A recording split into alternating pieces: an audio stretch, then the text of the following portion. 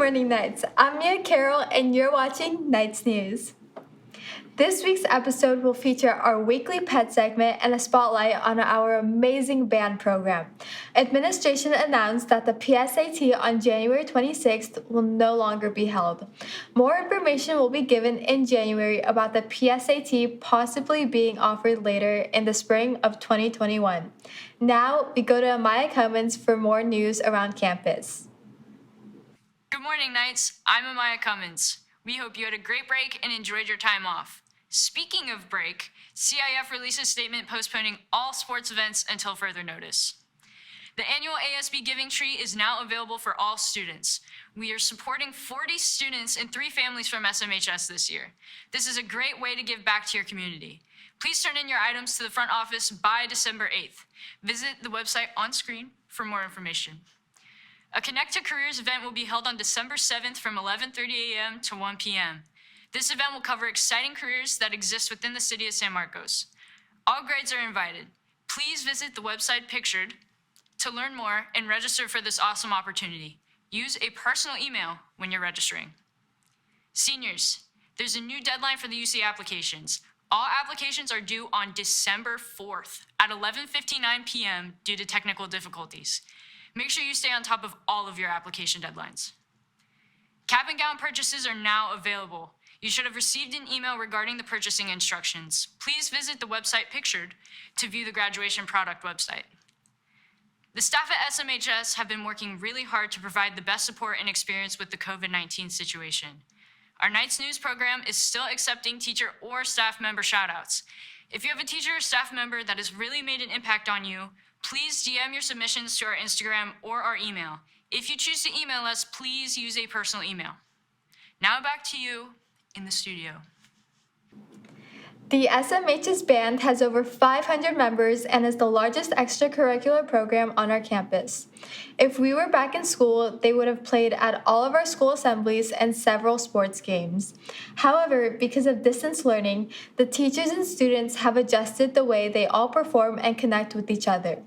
Zoe Kessler interviewed Mr. Radent and Abby Foreman on how they are adjusting to these times and still playing and performing as a group. Obviously, we can't have a season on campus because we're all staying home and staying healthy, but we're actually doing classes about judging marching band shows and how to make drill and how to make music for marching shows and choreography for guard.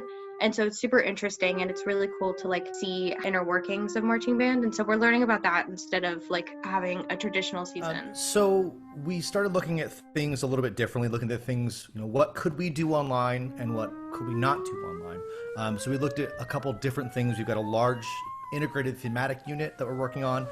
We started looking at counting rhythms in different countries and how they kind of approach their rhythm set, but we still learn music. We still play music in class as much as we can, and we're also working on some virtual ensembles where we rehearse in class, we practice it, and then students submit individual recordings that we then compile to make a larger ensemble.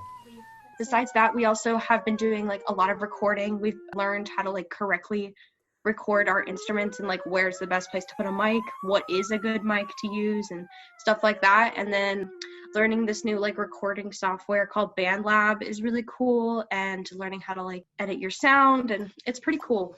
So this is BandLab, which is what we use a decent amount of the time to record and make sure we have all the recordings aligned. So if we're starting where I was recording earlier, around here, so you can hear my recording, you can also hear the top part, which is the entire ensemble recording. So yeah, it's BandLab. So we've been doing a lot of that. We just had a duet project, with mentors and mentees. You both record each part of the duet and then put it into one project on BandLab, and then you can sync it up. And it sounds like you're both in the same room, and it was really cool. Probably the biggest obstacle is not being able to hear everyone regularly. At school, we're in a room. I can hear and see every single student and be able to make comments and suggestions on what I hear and see. And on a big Zoom call with a lot of students, you can't have any of the microphones on.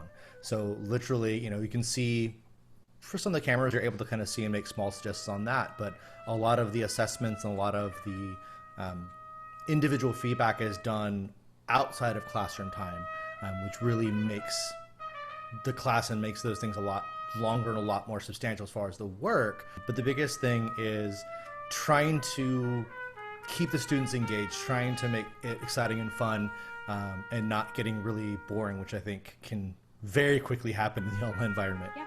We are practicing mostly, obviously, by ourselves. We also have a mentorship program called Core Academy, where each upperclassman is matched up with a lowerclassman, and then you can either meet like via FaceTime or Zoom, and then you guys can practice together like digitally. It's definitely like a weird thing to not have, especially as a senior. I've been in marching band for 4 years now, which is a long time. It's definitely weird to not have a season. Like, we would have just ended like first weekend of November, but we're hoping to go back next semester and have a season hopefully. And yeah. Well, so next semester we going into the hybrid system, so we'll be able to see some of the students. It's going to be a different kind of challenge, just in trying to socially distance and only sing a certain part. But we do have plans to try and create some of these kind of mini marching bands, so that students do get out in smaller groups and be able to play and learn. And part of that is built off of some of the stuff we're doing now, where students are learning how to write music and write drill. And so for the first time, they will not only be the performers, but also the creators of that content, which is new for us. In the future, after we get through this year, it's going to be rebuilding. So bringing back and finding those, reestablishing the culture that we took a really long time to kind of put together, because, we have essentially almost, 2 classes of students that really haven't been part of the group. And a lot of really great leadership that are graduating this year. So it'll be kind of rebuilding ourselves, but I'm excited about that prospect. While distance learning has been a struggle for all aspects of campus, you guys have done a great job adjusting and finding ways to still connect. We really miss the spirit that your performances bring to our school events. We hope to see you display your amazing talent soon. And finally, we have our weekly pet segment. We've loved seeing all your fuzzy, furry, feathered, and finned friends. This week, we'll be meeting Trinity Dixon's Pit Bull Terrier mix, Malibu. Take it away, Amaya.